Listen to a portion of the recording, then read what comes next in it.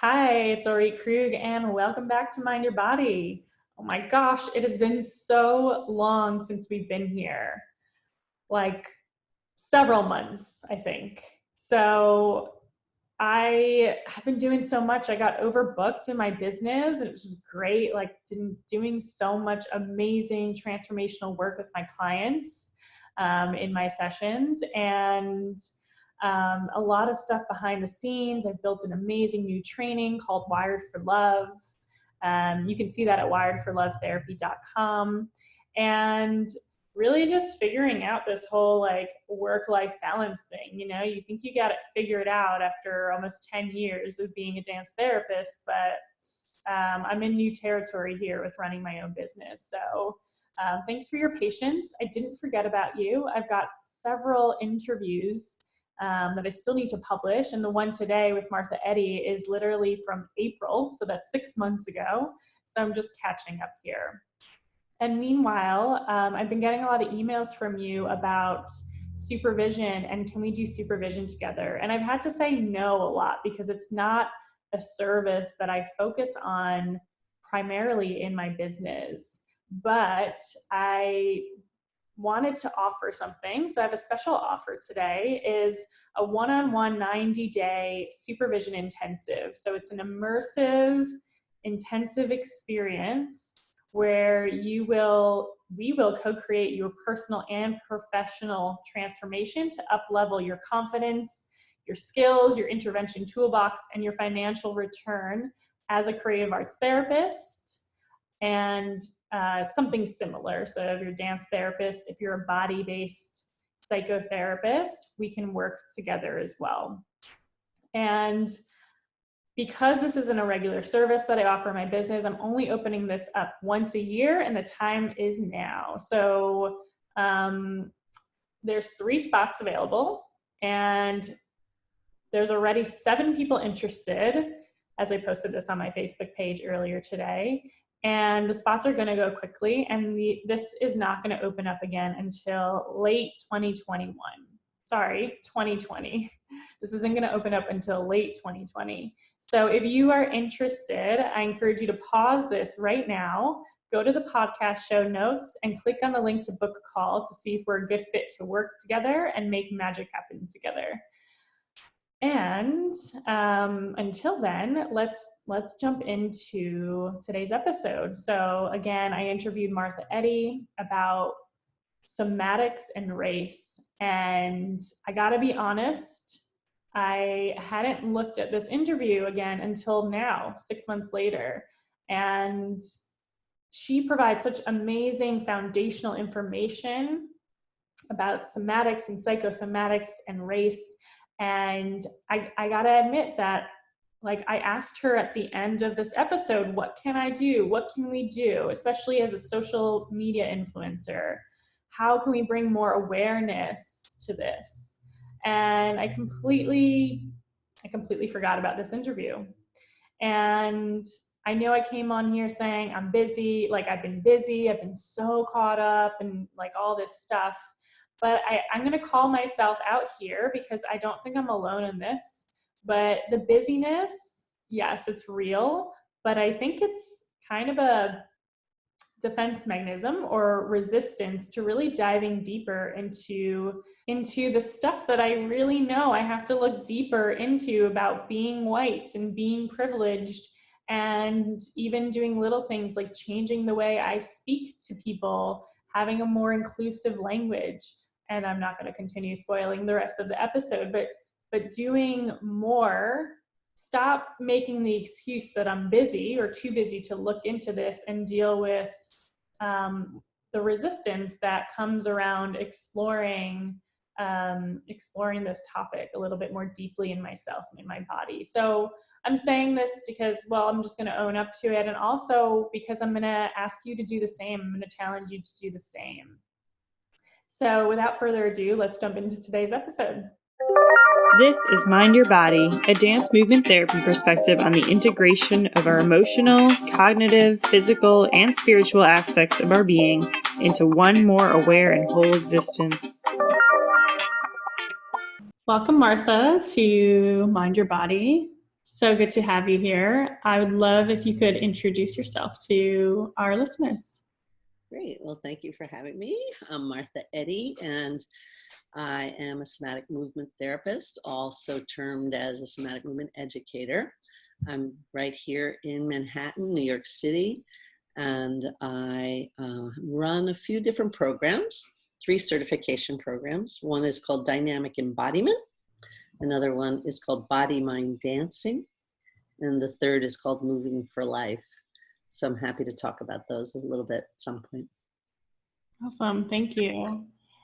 Before we continue, can you distinguish what's the difference between a dance therapist and a somatic therapist? Do you call yourself somatic therapist or somatic movement therapist? Both exist, so I guess I'll talk about the difference between all 3 because they are different. Yeah, cool. So that is a question that people ask me all the time. I've been very involved in academics for 40 years. I was actually first hired to teach in a university as a faculty member of the dance movement therapy students at NYU.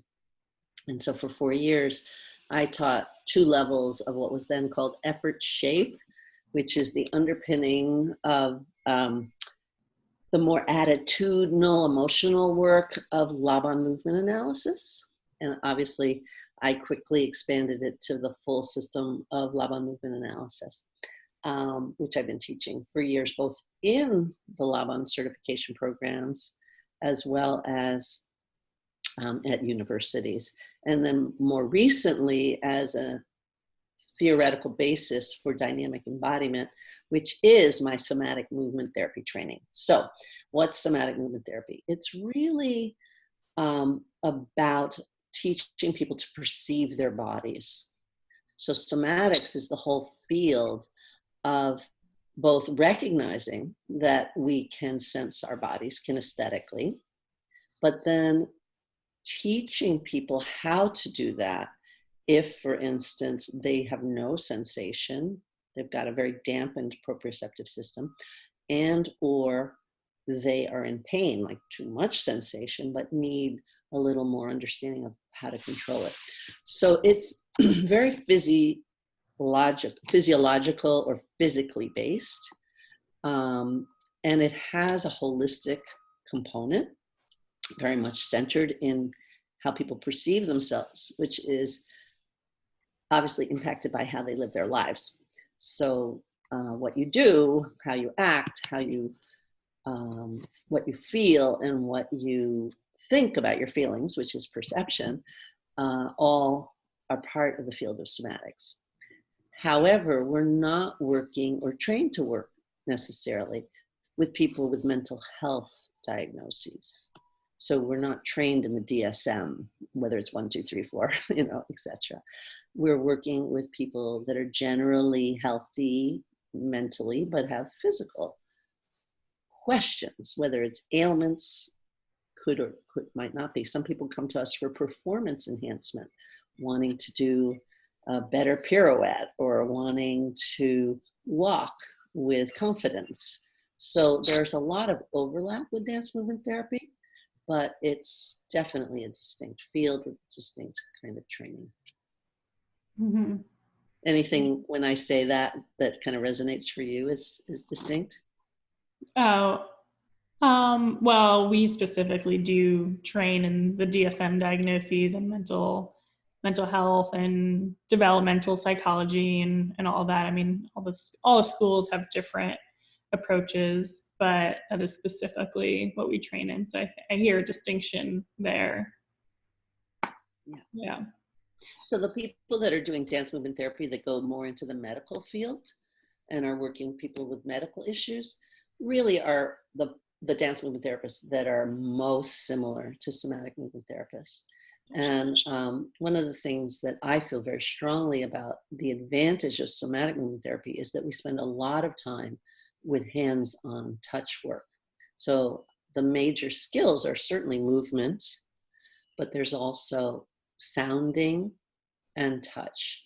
And there's some sound work, I'm sure, in dance movement therapy, but there's actually a very systematic, often, depending on which brand, again, of somatic movement work you do, systematic understanding of vocalization and resonance in the body and how it impacts health of the tissue. So, it's physiological again. It's really understanding how to move people into well-being, but usually people that are not diagnosed. Although I have to say, over the years, people have come into my office that have certainly mental health issues, and I just make sure they're also seeing some kind of psychotherapist, whether it's a dance movement psychotherapist, a somatic therapist, a somatic psychologist, or a body-centered therapist. Those are all great too. And I've collaborated with clients or patients. We don't really use the term patient, we use the term client. Client's permission, sometimes collaborated with their therapist as well.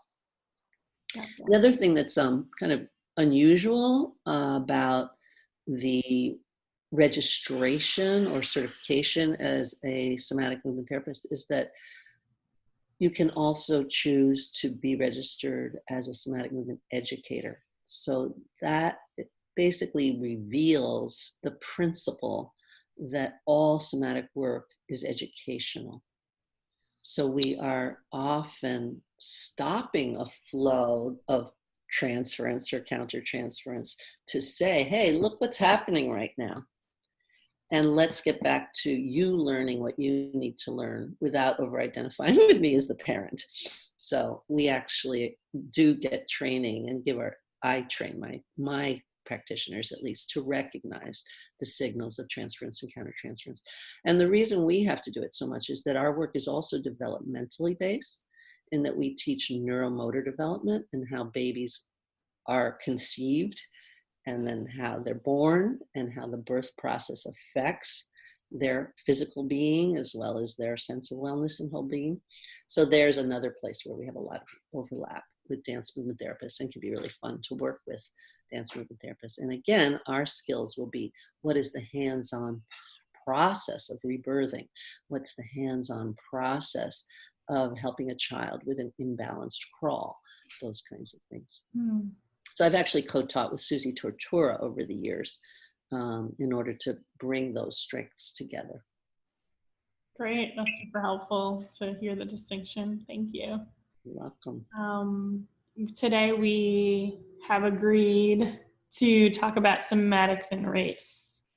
So can you tell us like a little bit more of an introduction and why you chose, why that's a topic that you want to talk about? Sure. I'm now known as the author of Mindful Movement, The Evolution of the Somatic Arts and Conscious Action. So that's like this book here. And how did I even get to writing this book?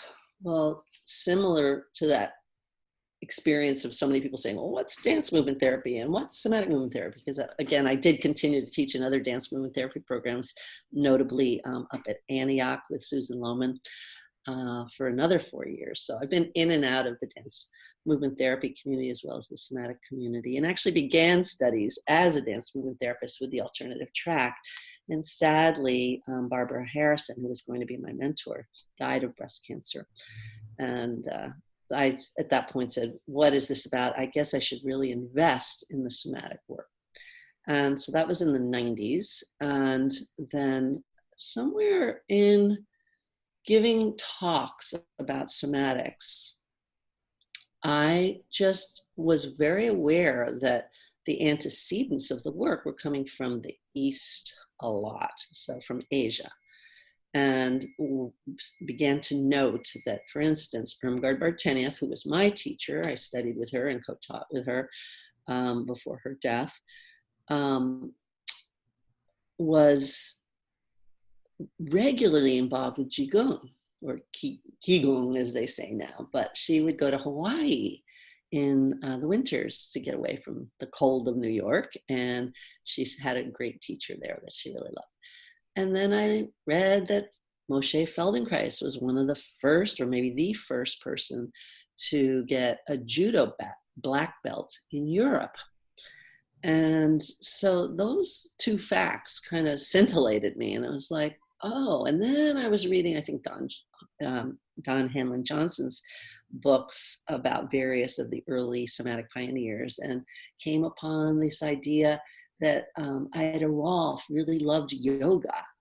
And then similarly, there was one more.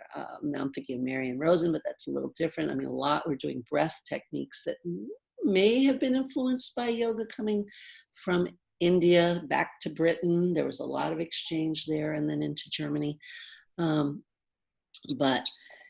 Oh yes, in F.M. Alexander, the Alexander technique, his niece just talked about how he was like the most spiritual person she had ever met.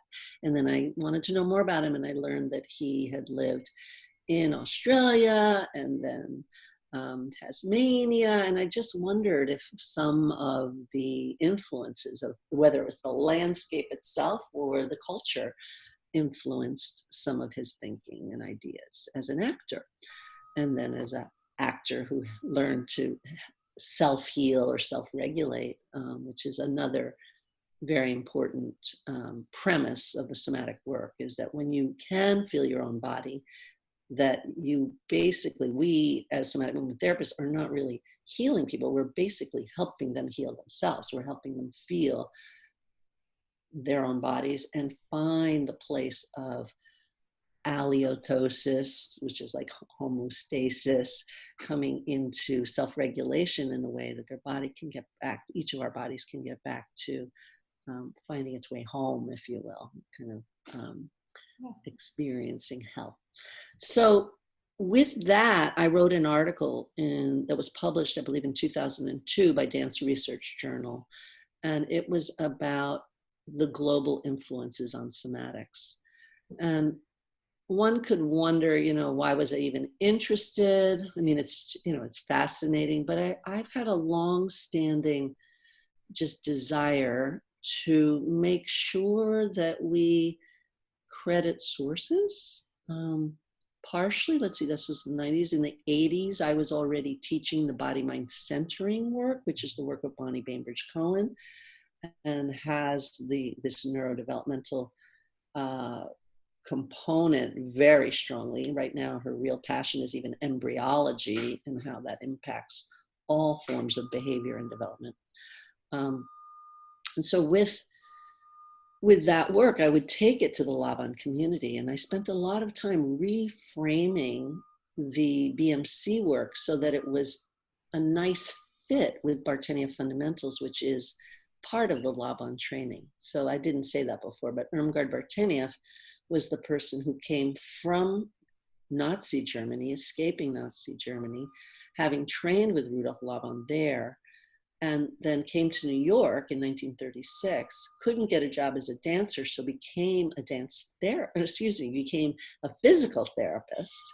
And then when she was on some of the wards running groups in physical therapy, it was actually a psychologist that came over to her and said, would you work with our mentally ill patients in our other ward? And so she's one of the mothers of dance movement therapy. So clearly, just me personally, there's a couple of things I want to say there. One is, thank you, Irmgard, for bringing the Laban work to this country. And then her own experience of being such an incredible Renaissance woman, of really being a dancer and then being a physical therapist, and then being a dance movement therapist, and then a dance ethnographer, and then also the founder and creator of the curriculum that teaches Laban movement analysis that has impacted the entire world now, because no one had really systematized the teaching of it. And then finally, she also became an author as well. So she has a book called Body Movement, Coping with the Environment.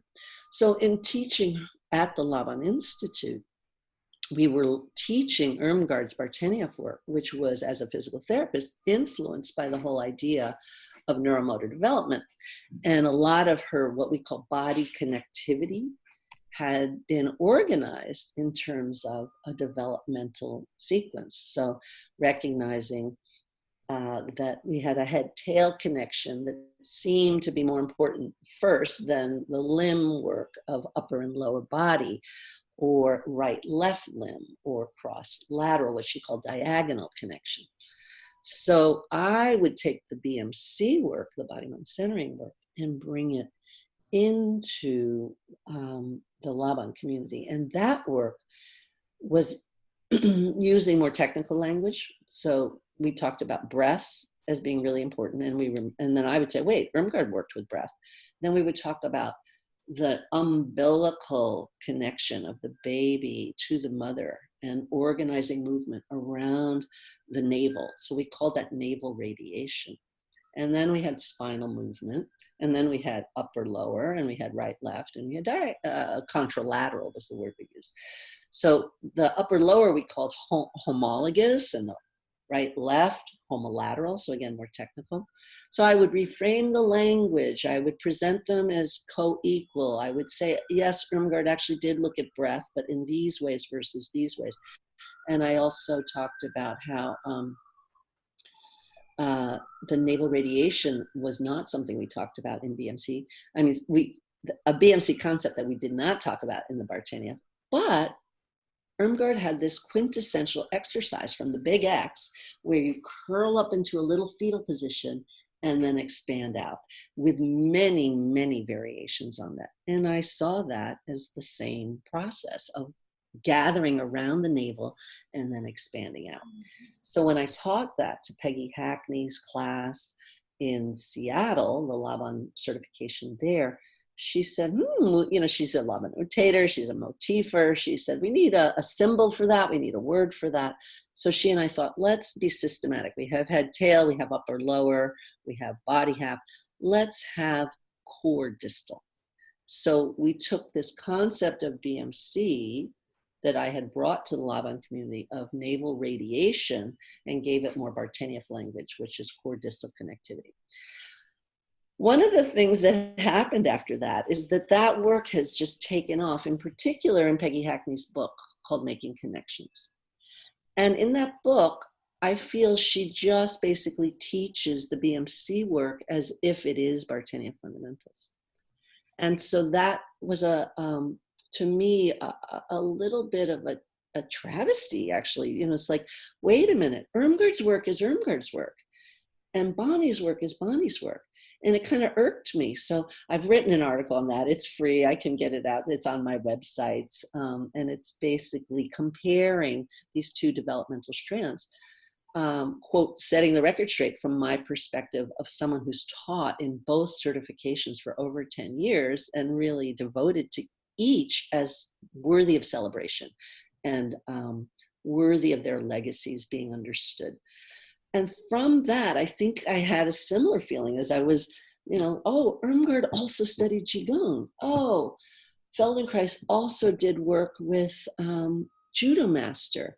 And then I found out that Emily Conrad, who's in the second generation, had studied, her work had a basis in Afro-Haitian dance. Her work is called Continuum. And the work of Continuum is about this fluidity and this kind of trance-like state where you are finding your fluid body and your muscles don't really matter anymore. And actually, she's done miracles. We know they're not miracles anymore, but helping people with deep rigidities and spasticities, relieve them through this work that had its early genesis in the Afro-Haitian dance community. So I wanted to expose that. And I also knew my teacher, Bonnie Bamish-Cohen, had spent years in Japan. She's known for, in the somatic movement field, also going into the autonomic nervous system. So many of the others are really about neuromuscular release and relaxation, or some hate the word relaxation. So activation, finding kind of calmness out of which to find your awareness and move out.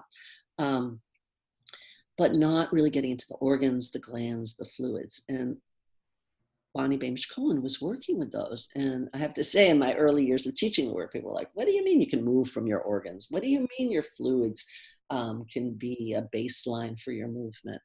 Now it's not seeming so far out there, but you can imagine 30, 40 years ago, people were like, you got to be kidding. So I wanted to find out more about that. And it turns out she had studied Katsen Ganundo when she was living in Japan. So here we go again, another resource from another culture that needed to be uplifted. Now, meanwhile, here I am with my own history, my own legacy, if you will, which is that I'm the daughter of two social activists that chose to work before they married even in East Harlem, which is also known as El Barrio or Spanish Harlem. So I was born, the third child, into a family of white people by the time I was born, by the time I was 5 or 6, really the only white people on the block. There had been a handful of white families still in a Black and Puerto Rican neighborhood. So that sensitivity is always in my background as well.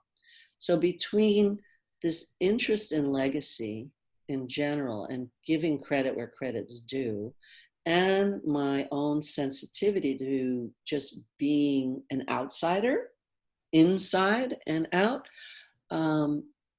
I've just been hyper alert around issues of race. And, you know, as much as I'm very distraught with the politics of the last 3 to 4 years, which are based in the politics of the last 150 years and longer,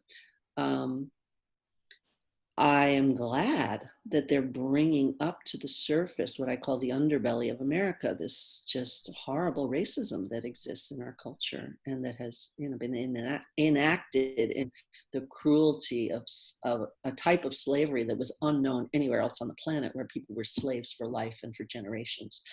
And then also just this incredible way that, I remember saying it, I don't know, I think I was trying to think about my own parents' work, and I said, I think I learned from my parents, and this was years ago, that poverty is just another form of slavery. And when we look at mass incarceration, and the statistics are obviously around African American males being the most incarcerated, and certainly for crimes not committed or petty crimes, that is a kind of enforced poverty. So you've got this, what I remember, I don't know if it was a Mother Jones journal or another, maybe the Atlantic or something like that, but it said captured labor. And that was a good 25 years ago that people had revealed that you're, you know, imprisoning people and then getting them to work for 50 cents an hour. And there are lots of corporations that are basically benefiting from them. So these are the kinds of things that influenced who I am and why race became important to me. And so more recently, I've been starting to read more and even write a little bit more about it. Yeah. Wow, it's a rich history and journey.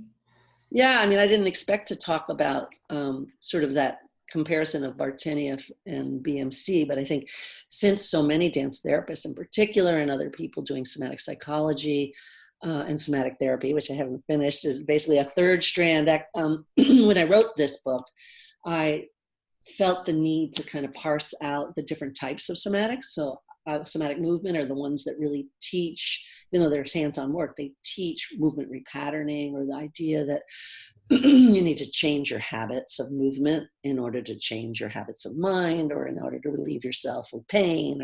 So it's really needs to get into your movement practice. Whereas there are somatic body work that might have a movement component, but we're really focusing on table work and deep healing and perhaps a more relaxed state. And then there's somatic psychology, and somatic psychology is so important for many, many reasons. But one in particular is it brought this work into the academy.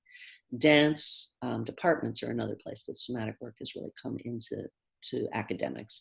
But somatic psychology has been really an important proponent of legitimizing somatic thinking in a world that needs research to really feel like something's real. So, and then of course, the other reason somatic psychology is important, because psychology without the body, we all would agree as dance people, whether it's dance movement therapists or using dance from a somatic perspective, is so critical to our well-being. You know, movement, you can't ignore the body.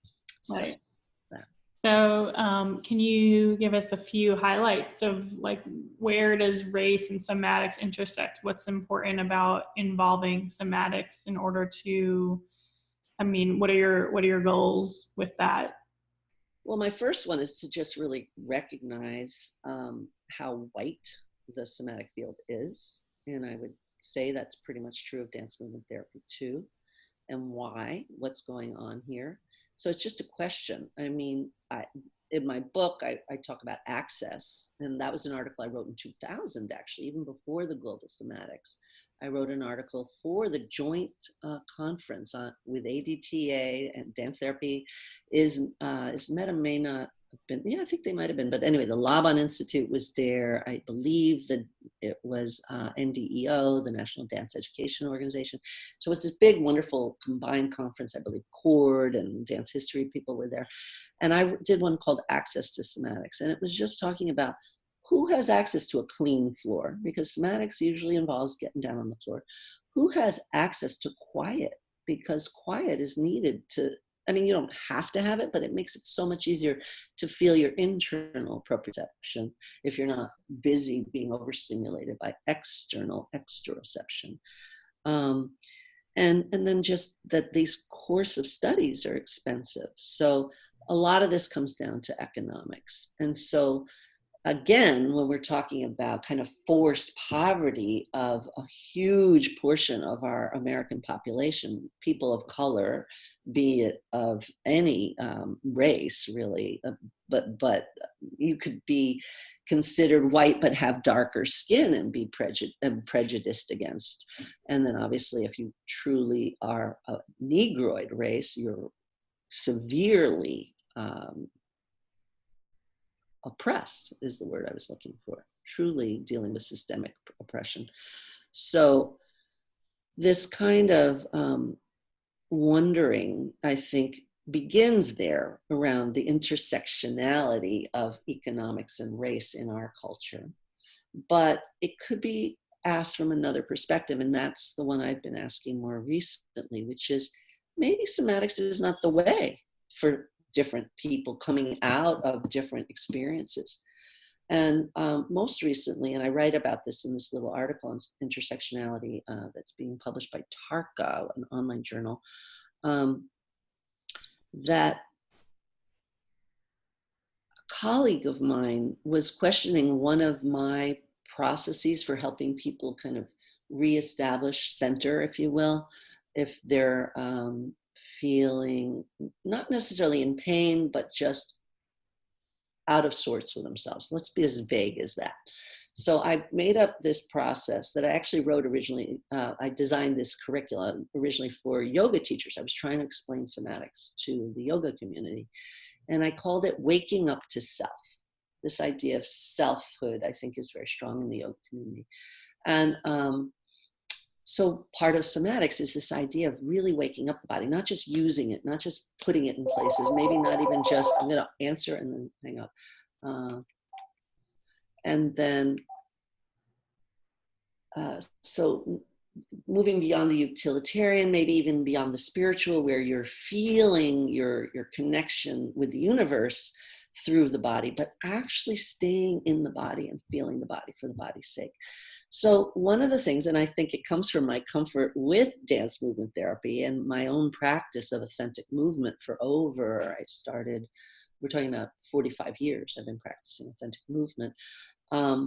The idea that we should just express, just get whatever it is out there, like create a safe space and just get people to express. Then find the grounding to support the expression. So what is it that allows, and I was just explaining this to an 80-year-old the other day, and I said, grounding doesn't mean, not being able to go out of your room because you were, a teenager that did something wrong. Grounding means feeling your feet, finding your breath support, finding maybe things that are evocative of your early attachment experience, hopefully a positive one, of just feeling comforted and cared for. So there are different ways to ground, but the physical grounding is really breath and contact of the skin with some surface of support. And that could be evocative of the in utero support, for instance, just being over a big ball. Being kind of like the uterine environment. So that's grounding. So we've got expression, E, grounding, G. And then I said, once you've kind of gotten your yayas out and you're expressing, and then you ground your own body, you can begin then to find out and answer the question, what is it that I want? And I call that integrity, or integrating integrity. It's like, well, why are you in this state? So in particular, if it's anger, let's say, you need to just maybe get that anger out, then ground yourself to recenter. And then what is it that I want here? Why am I angry? And then finally, that's the I, so E-G, I, and then C is now communicate it. In this grounded state with a clear sense of your expression. You don't have to diminish the anger. You just know you're angry, but you don't have to express it anymore. But find a way to find out what you want to do with that anger, what you want from the initial situation that caused the anger, and then communicate it. So I call that model EJIC. So waking up to self involves EJIC. So I'm telling this to a friend of mine, and she's a woman of color, and she's saying, I think I'd do it differently. I think I'd have the grounding even before the expression. And so we talked about it some, and we're not sure. Again, there's just a lot of questions. But if you're coming from an experience of a lot of oppression, it may never feel safe. I said, create that safe space to just express. And it also may not feel like it's connecting you with that integrity that I was talking about, that want. Like, first, calm down. So that was a really juicy conversation for me. And, I'm still going to have the EJIC model, but there could be, I love Irmgard's sentence. It's on like page 21 or somewhere between page 19 and 21 of her book, her chapter on the body architecture. She says, preparation, initiation, and spatial intention determine the course of an action. So what I'm hearing from my friend is, I need to be a little more prepared for this. I need to be grounded. Then my initiation, can come from the right source. And then my intention may be clearer. So I always, I often go back to just that premise of what makes for clear action from Irmgard Vartiniev's philosophy. So I guess to recap, what I'm saying is, I don't know what's going on with race and somatics, but I certainly know that both have to do with the body. The race has to do with skin and certain features of the body.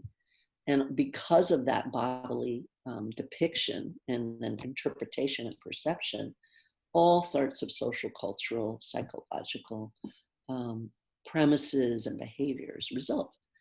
And somatics is a field for unpacking that, for saying what's going on in the body and how does it feel.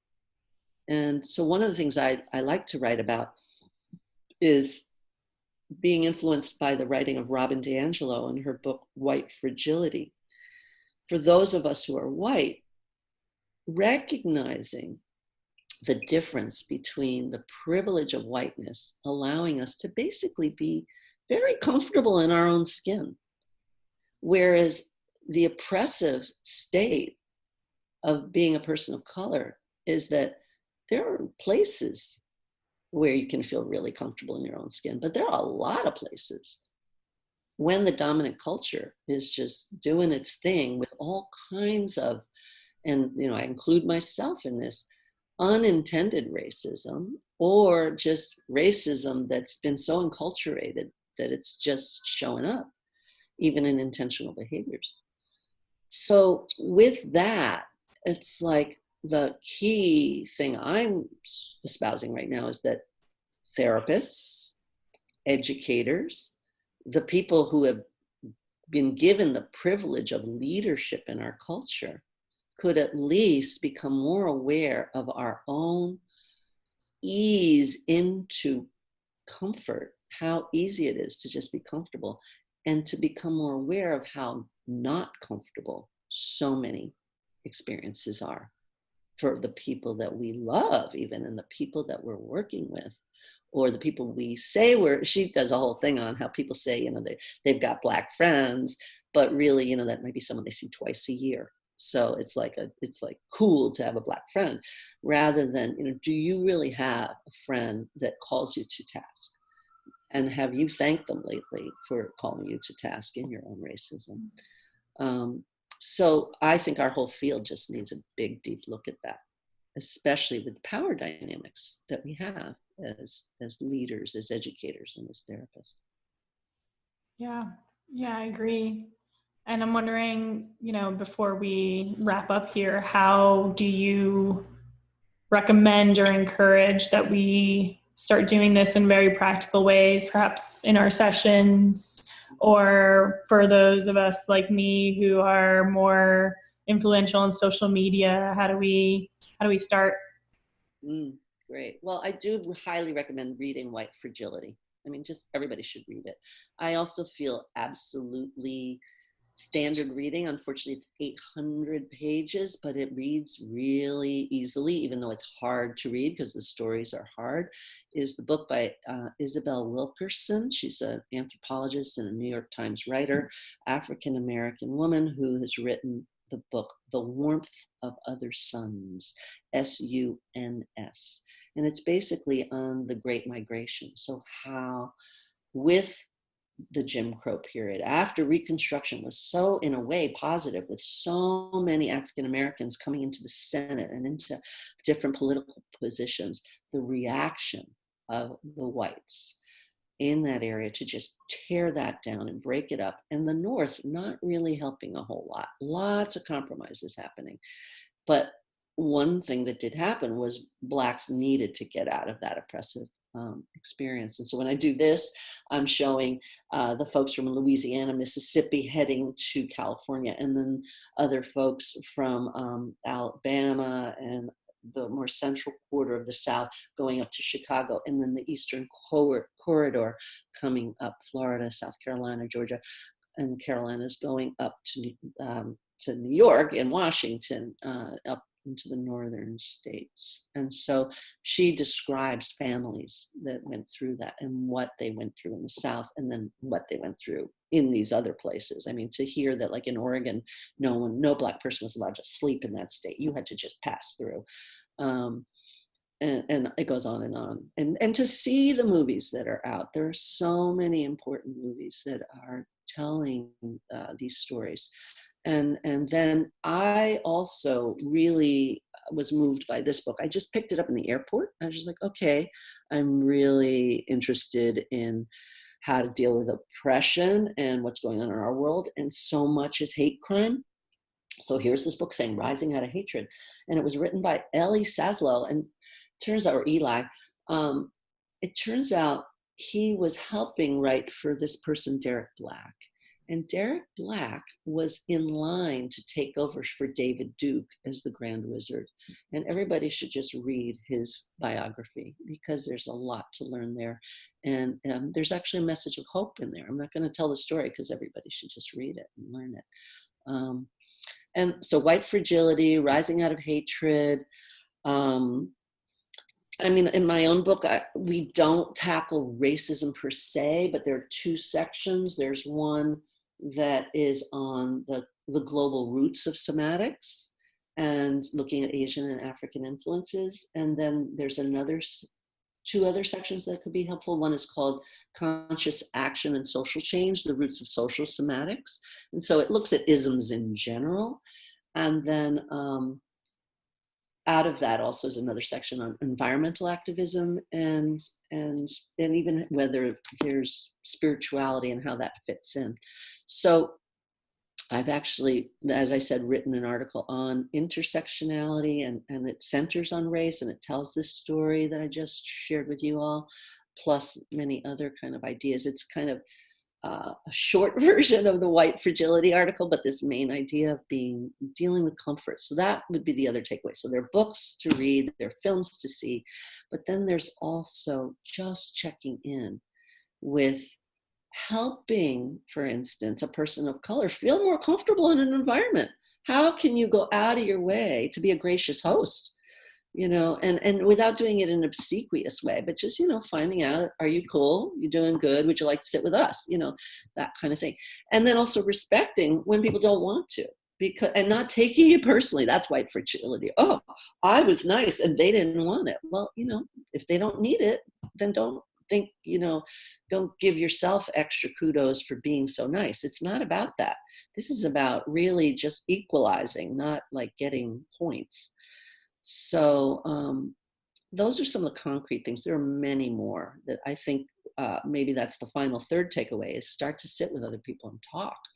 Other white people, to recognize our own white supremacy, our own racism. One of the points that Robin DiAngelo makes is that we tend to say, oh, racist, those people are mean and nasty and horrible, rather than, no, we all live in a racist culture, and every time we don't do something to break it down, we are colluding with racism. So we are racist.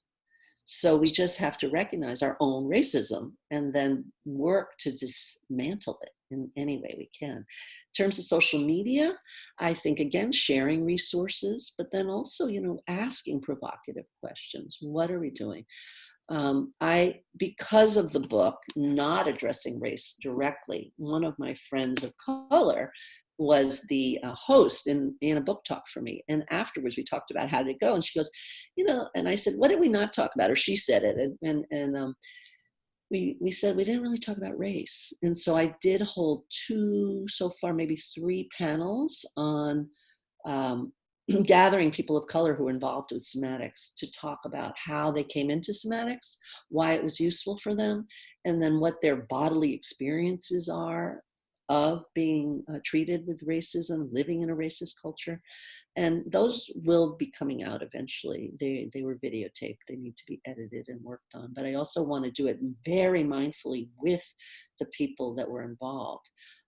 But I will share the name of Kent Alexander, because he's just a great Facebook presence. So if you're on Facebook, he's constantly bringing up ways that racism is just permeating in our culture.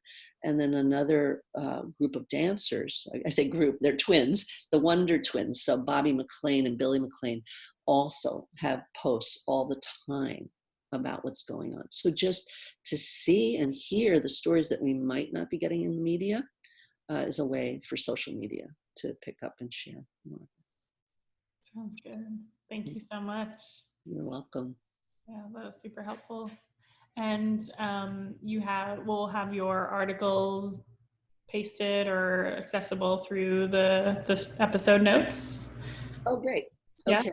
Yes. And people should know I have a website that is pretty up to date. It needs updating more often, but drmarthaeddy.com is like an index page to all my different projects. So you'll see Moving for Life there, which is an exercise and dance program for people with going through cancer, or now we do it for all older adults that just want to get moving.